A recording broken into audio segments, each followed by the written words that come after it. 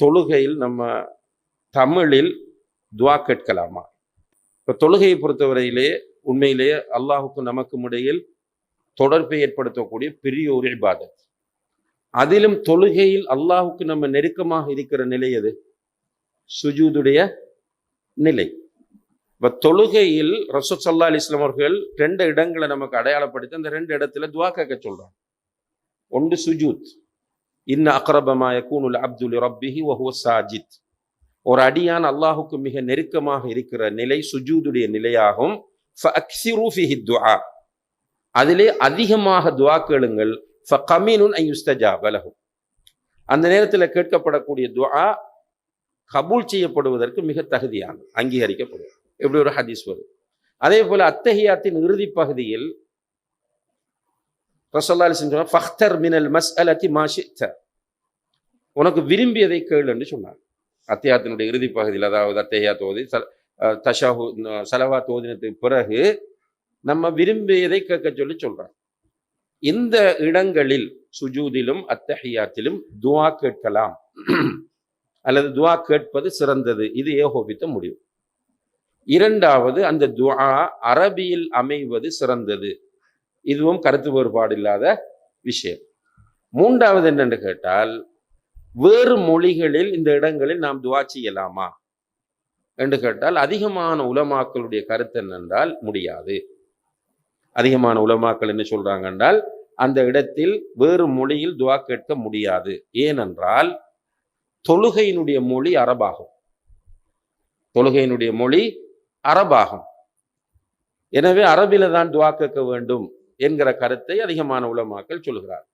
உலமாக்களில் இன்னும் ஒரு சாரார் என்ன சொல்கிறார்கள் என்றால், அந்த இடங்களில் நாம் வேறு மொழிகளில் துஆ செய்யலாம். எந்த இடங்கள்ல?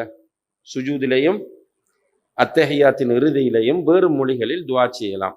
எந்த அடிப்படையில் நீங்க சொல்றீங்க என்று கேட்டால், அவங்க சொல்றாங்க ரசூலுல்லாஹி அலைஹி வஸல்லம் அவர்கள் ஃபக்தர் மினல் மஸ்அலதி மா ஷி'த என்று சொன்னது, அதே போல அக்ஸிரு ஃபீஹி துஆ, அதுல நிறைய துஆ கேளுங்க என்று சுஜூதை சொன்னது அரபிகளுக்கு மட்டுமா அல்லது எல்லோருக்குமா? ஏனென்றால் அரபிகளுக்கு மட்டுமென்றால் அதிகமான முஸ்லிம்கள் அரபிகள் அல்ல.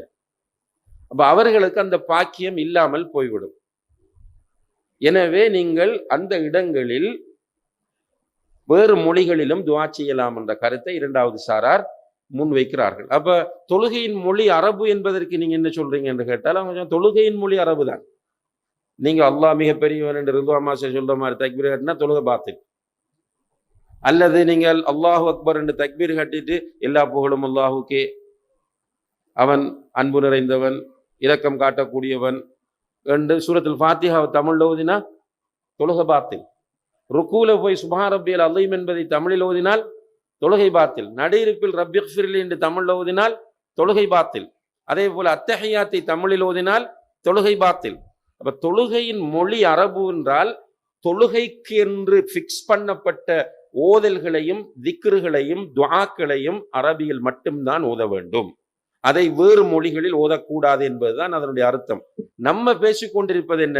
எக்ஸ்ட்ரா, மேலதிகமாக கேட்கிறப்ப எனக்கு ஒரு பெரிய பிரச்சனை இருக்கு. நான் என்ன நினைக்கிறேன் என்று சொன்னால், சுஜூதில கிடந்து அல்லாஹ் கிட்ட மன்றாட விரும்புறேன். எனக்கு அரபு தெரியாது.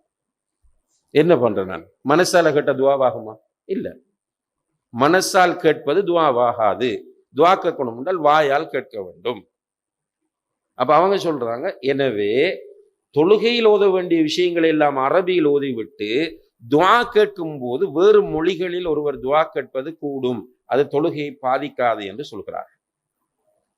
ரைட். இந்த 2 கருத்தும் உலமாக்கள் மத்தியில் இருக்கு. அப்ப இது இஜ்திஹாதுக்குரிய ஒரு விஷயம். வல்லாஹு ஆலம். நம்முடைய கருத்து என்னென்றால், அரபியில ஓத முடியும் என்றால் அரபில கேட்டுக்கிறது சிறந்தது. அரபில ஓத முடியாதவர்கள் வேறு மொழிகளில் கேட்டால் தப்பில்லை. அதற்காக ஓதாதவனை பிடிச்சி கம்பல் பண்ணவும் தேவையில்லை. எனக்கு அரபியில கேட்க விருப்பம் இல்லை என்று நினைக்கிறவனை நம்ம பிடிச்சி நீ ஓது, தமிழ்ல ஓது என்று ஃபோர்ஸ் பண்ணவும் தேவையில்லை. அதே டைம்ல நான் தமிழ்ல ஓதுவேன் என்று சொல்றவனை போய் வழிகேடன், தொழுகை பாத்திலாகிவிட்டது என்று விமர்சிக்கவும் தேவையில்லை. இது அவரவருடைய விருப்பத்தோடு சம்பந்தமானது. வல்லாஹு ஆலம். நம்முடைய பார்வையில் ராஜிஹானது எது? வேறு மொழிகளில் சுஜூதில் துஆ கேட்கலாம். அத்தஹியாத்தின் இறுதி பகுதியிலும் துவா கேட்கலாம். ஆனால் தொழுகையின் ஒவ்வொரு விஷயத்தையும் அரபியில் தான் ஓத வேண்டும். ஒருவர் அரபு தெரியுமாக இருந்தால் அவர் அரபியில் ஓதிக்கொள்வது சிறந்தது. வல்லாஹு தஆலா அலம்.